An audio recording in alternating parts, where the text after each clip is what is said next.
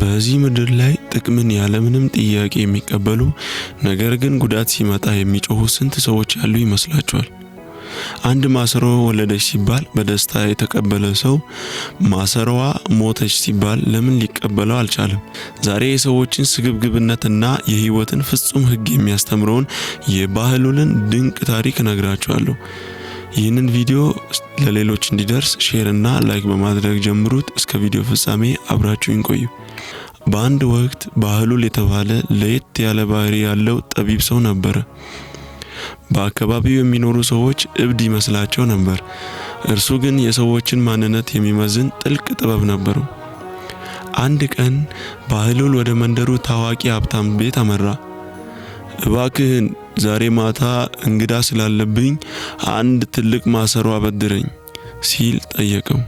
ሀብታሙ ሰው ባህሉልን በንቀት ዓይን እያየ ይህ እብድ ምን ሊያደርግለት ነው በማለት በልቡ አሰበ። ቢሆንም ግን ፈቅዶ ትልቁን የሸክላ ማሰሮ አበደረው። ከጥቂት ቀን በኋላ ባህሉል ማሰሮውን ሊመልስ መጣ። ነገር ግን አንድ ያልተጠበቀ ነገር ተፈጥሮ ነበር።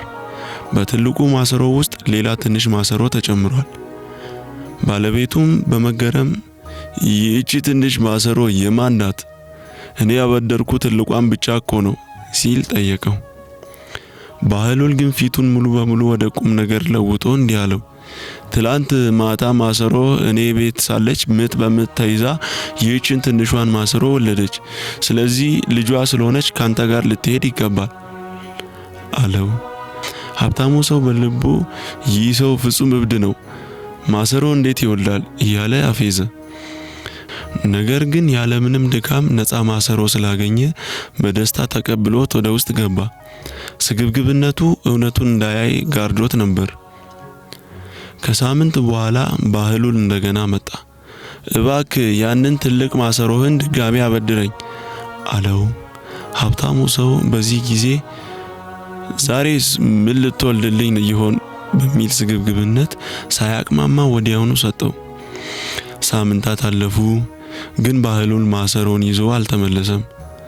የሀብታሙ ሰው ትዕግስት አለቀ። በመጨረሻም በንዴት እየተንቀጠቀጠ ወደ ባህሉል ቤት አመራ።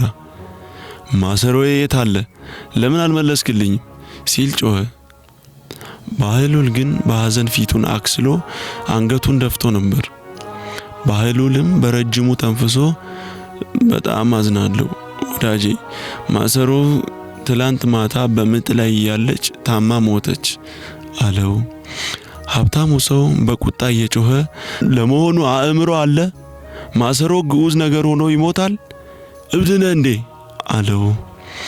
በዚህ ጊዜ ባህሉል በረጅሙ ተንፍሶ የሀብታሙን ሰው ዓይን ውስጥ እያየ እንዲህ አለው። ለመሆኑ ማሰሮ ሲወልድ የምታምንበት አእምሮ ማሰሮ ሲሞት ለምን ማመን አቃተው? መወለድ ባለበት ቦታ ሁሉ መሞትም አለ። ብዙዎቻችን እንደዚህ ሀብታም ሰው ነን። ጥቅምን ያለምንም ጥያቄ በደስታና በፈገግታ እንቀበላለን። ነገር ግን ጉዳት ወይም ማጣት ሲመጣ ማልቀስና ማማረር እንጀምራለን።